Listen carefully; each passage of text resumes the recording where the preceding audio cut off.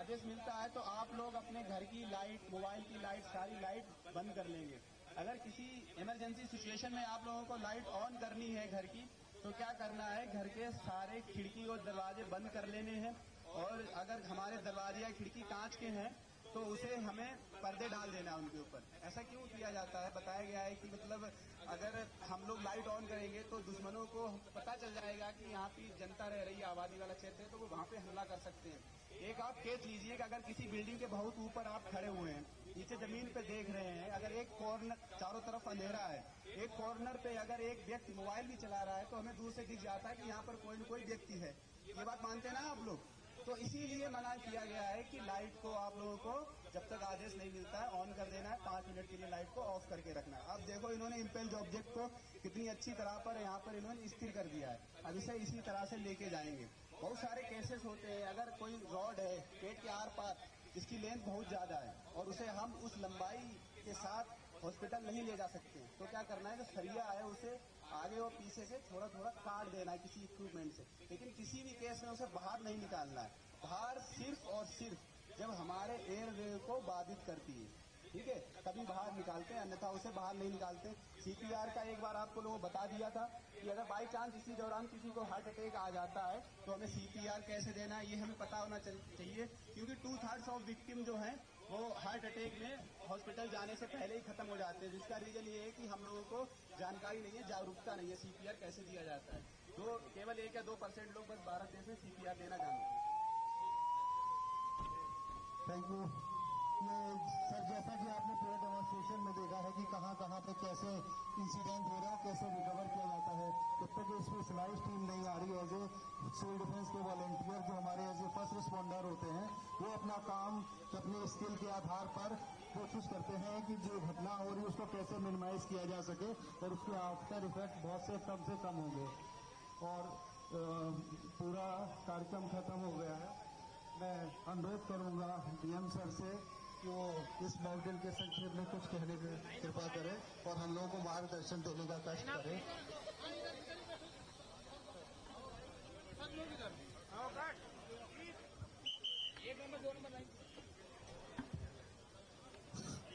हमारे जितने civil defence के वॉलंटियर्स हैं वहाँ आ जाना, और एसडीआरएफ की टीम भी, हमारे एनसीसी के बच्चे, सभी लोग उसी पॉइंट से पीछे हम लोग बैठ जाए।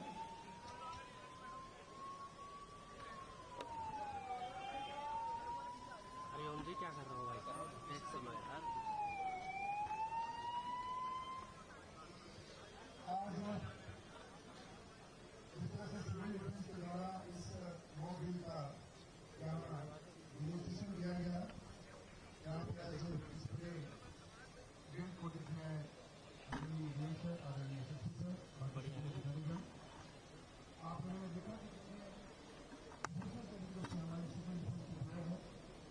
और हम लोग जो आपातकालीन स्थिति आती है उसके लिए हमारे जो इम्पोर्टेंट सिटीजन्स के जो मैसेजेज हैं, किस तरीके से हमें क्या करना है, किस सिचुएशन में हमें क्या करना है। अगर सायरन बजता है उसके बाद क्या क्या एक्टिविटी होती है, उसके बाद उसमें अगर कहीं बमबारी होती है, उसके बाद जो डैमेजेस होते हैं, कैजुअलिटीज होती है, उसको कैसे डील किया जाएगा, इसके बारे में बहुत अच्छे तरीके से हमारे सिविल डिफेंस के सभी वॉलंटियर्स, हमारे डीसी साहब और हमारे वडल साहब के निर्देशन में इसका काफी दूर हुआ है। साथ ही साथ में हमारे एसडीआरएफ के साथियों को विशेष बधाई देना चाहूँगा कि आपने बड़े अच्छे तरीके से जो कैजुअलिटीज को हैंडल कैसे किया जाएगा, जगह कहीं स्मोक हो गया वहाँ पर कैसे लोगों को वहाँ से रेस्क्यू कराया जाएगा, तो आपका रेस्क्यू का जो ऑपरेशन है वो बहुत ही प्रोफेशनल है और आप लोगों ने बहुत अच्छे तरीके से हम सबको एजुकेट किया। हमारे यहाँ पे सम्मानित नागरिक बंधु भी बैठे हैं, हमारी फोर्स है, हमारे पूरे पीएससी और हमारे सिविल पुलिस के जवान लोग बैठे हैं। आप सबने देखा कि इमरजेंसी कंडीशन में हम सब लोगों को अपनी जिम्मेदारियाँ कैसे निभानी है। हमारे जितने अधिकारीगण हैं सभी अपनी रोज का रिस्पॉन्सिबिलिटी समझते हैं और ऐसे कंडीशन में हमें किस तरह से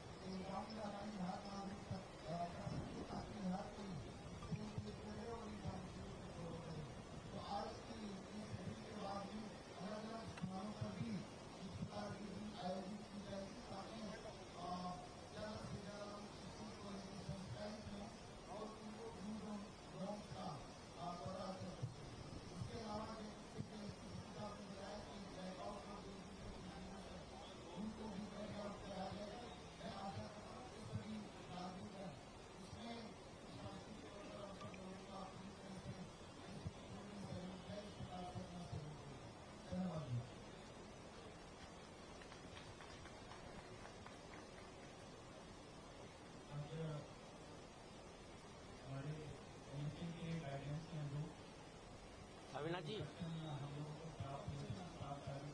आगे आ जाना।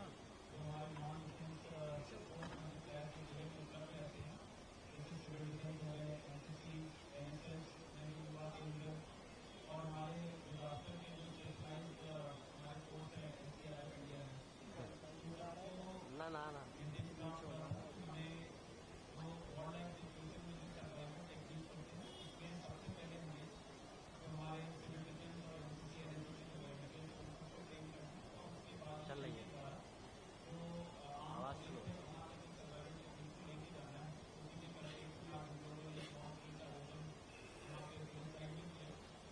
सभी लोगों ने देखा कि लगभग 45 मिनट चले इस माउंटेन में इस प्रकार से जो सायरन अगर कोई एयरवेव होती है या कोई एयर स्ट्राइक होती है तो इस प्रकार से सायरन बजता है उसके बारे में बताया गया।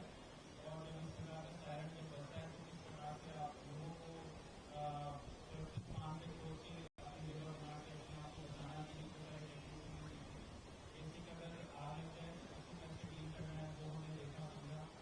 इसके अलावा अगर नॉर्मली सिचुएशन में जब बिल्डिंग कोलैप्स होता है तो शासन लोगों के अंदर या जो कोई स्टाफ ऑफिस होता है वो बिल्डिंग के अंदर सर्विस कर जाता है तो बहुत से लोग ऐसे कह रहे हैं बार बार कह रहे हैं कि निकाल देते हैं जिससे कैजुअलिटी बड़ी और संभावना बढ़ जाती है।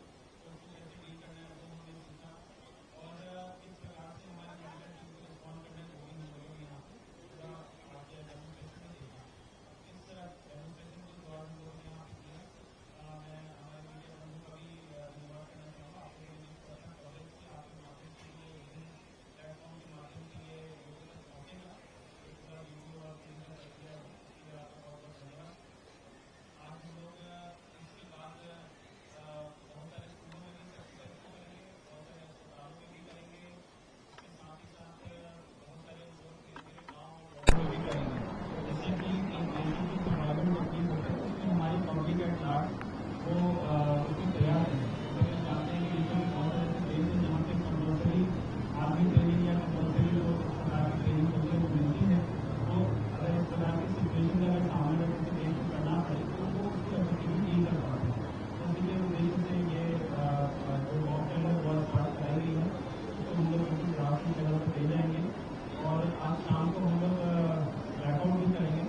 ब्लैकआउट में मैं आपके माध्यम से हमारे जो भी पब्लिक को हमसे आगे करना चाहूँगा कि जब ब्लैकआउट होता है तो उस समय ऐसा ना हो कि कोई अपना जनरेटर शुरू कर दे, कोई अपना इन्वर्टर शुरू कर दे और उससे कोई इलेक्ट्रिसिटी हो जाए। उन सब चीज़ों को हम लोगों को बताएंगे।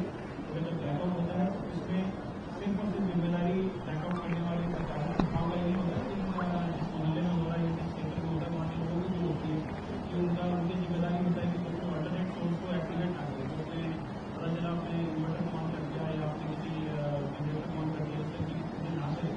ये सारी भी चीज़ें हम लोगों को ज़्यादा के बताएंगे जिससे कि इनके से पूरी हम ये सारे स्टेप्स का अडॉप्ट कर पाएँ और अपनी पब्लिक को सुरक्षित कर पाएँ अगर ऐसे कोई सिचुएशन हालत पैदा होती है। आज यहाँ पे इस ट्रेनिंग के ऑफिसर आर्मी के लिए सिविल डिफेंस का धन्यवाद करना चाहूँगा। यहाँ पे हमारे SDRF के लोग हैं, यहाँ पे बहुत ही पार्टनर टाइम है उनका भी धन्यवाद करना चाहूँगा। हमारे फायर सर्विसेज के लोग यहाँ पे उपस्थित हुए, हेल्थ के उपस्थित हुए, NCC के हमारे बच्चे आए हैं, इन सभी का धन्यवाद करना चाहूँगा और आपसे अपेक्षा करूँगा कि आप इस ट्रेनिंग को और राष्ट्र लेवल पर ले जाएं। Thank you.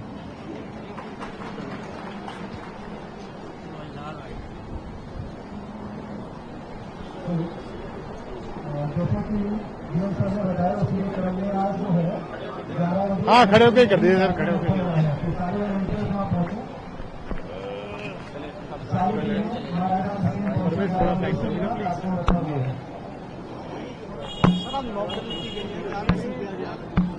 और देखिए आज जैसे कि आपको पता है कि पूर्व से निर्धारित शेड्यूल के क्रम में आज मॉक ड्रिल का आयोजन किया था जिसमें कि SDRF के द्वारा, सिविल डिफेंस के द्वारा, फायर सर्विसेज के द्वारा और मेडिकल सर्विसेज NCC NSS के द्वारा इसमें और सभी जितने भी डिपार्टमेंट्स हैं उनके विभागाध्यक्ष और आम पब्लिक के द्वारा इसमें प्रतिभाग किया गया। और यहाँ पर जो इस प्रकार की चैलेंजिंग सिचुएशन में क्या प्रोटोकॉल है, क्या डूज एंड डोंट्स है उसको दिखाया गया। इसमें एक पूरी तरह से हम लोगों ने कार्यक्रम भी बनाया है जिसमें कि जनपद के विभिन्न क्षेत्रों में भी इस चीज को डाउन द लाइन परकोलेट किया जाएगा ताकि हर जनपदवासी इसमें पूरी तरह से सेंसिटाइज रहे और उनको सभी प्रकार के डूज एंड डोंट्स का पता रहे।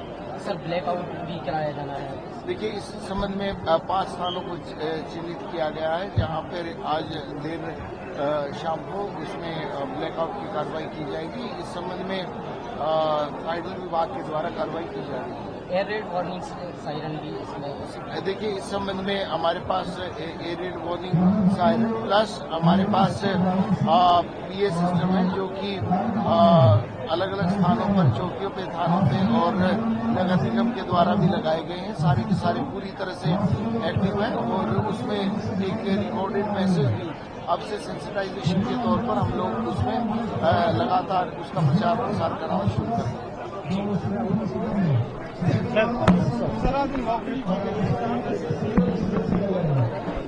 देखिए, आज ये मॉक ड्रिल जो है एमएचए के गाइडलाइन के अनुसार आज हम लोगों ने यहाँ पे किया है। जितने भी हमारे सिविल डिफेंस के लोग हैं, एनसीसी, एनएसएस, एनवाई के और एसडीआरएफ, सभी के लोग आज यहाँ पे उपस्थित हुए। सब लोगों ने जो एक बेसिक ट्रेनिंग होती है, अगर कोई वॉर लाइक सिचुएशन हो, एयर स्ट्राइक लाइक सिचुएशन हो, तो उसमें कैसे अपनी और दूसरों की जान बचानी है, उसके विषय में यहाँ पे बताया गया। किस प्रकार से अगर कोई आग लग जाए तो उसको बुझाया जाए, अगर किसी को सीपीआर देने की जरूरत पड़े तो उसको कैसे डील किया जाए, ये सारी चीजें आज यहाँ पे बताई गई हैं।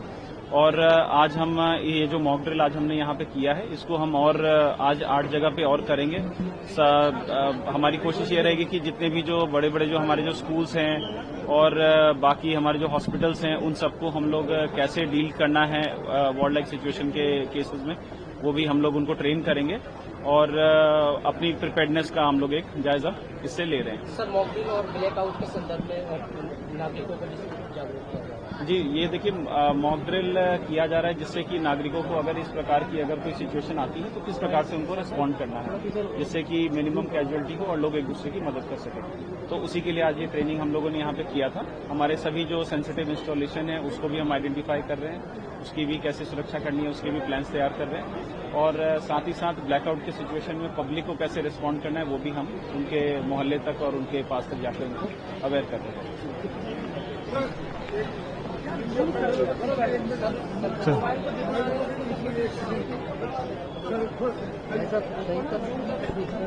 आदेश का पालन हो गया, गिरा दी मैंने आरटी नीचे गिरा दी, आपका लाइव किया ना। अब आराम से 7 बजे मैं रिलीज करता हूँ, फिर करता हूँ।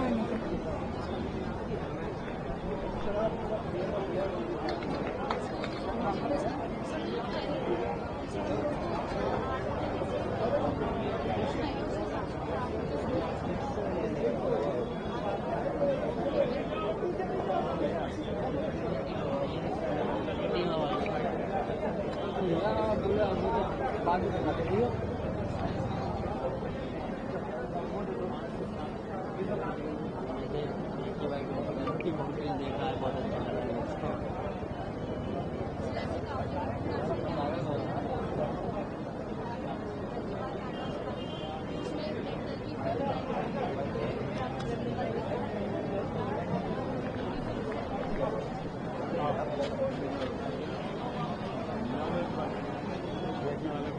पब्लिक के कौन कौन है?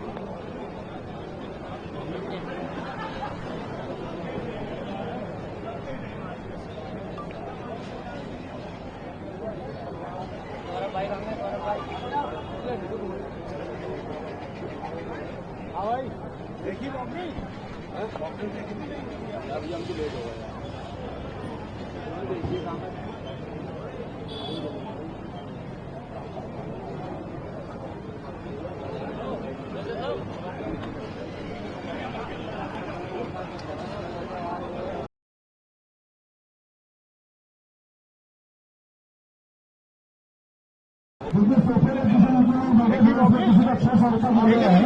आर साहब के पास आर साहब से बात करो।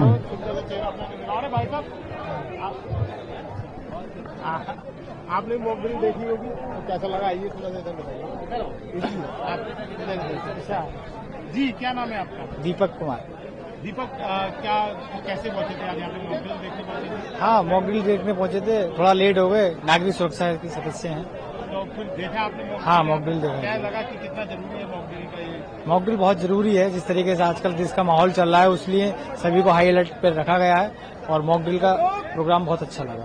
जरूरी था ये बात? जी जी जी, आपका क्या नाम है? मेरा राकेश जसवाल नाम जी है। राकेश जी, मॉक ड्रिल कितनी जरूरी आप मानते थे कि? मॉक ड्रिल ये नागरिकों के लिए बहुत जरूरी है।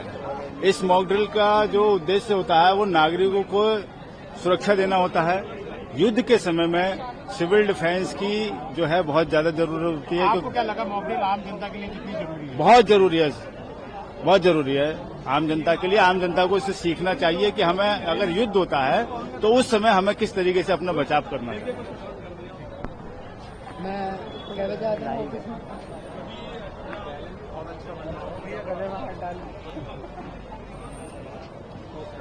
इधर आ गया सारे लोगों में अभी तो यहाँ से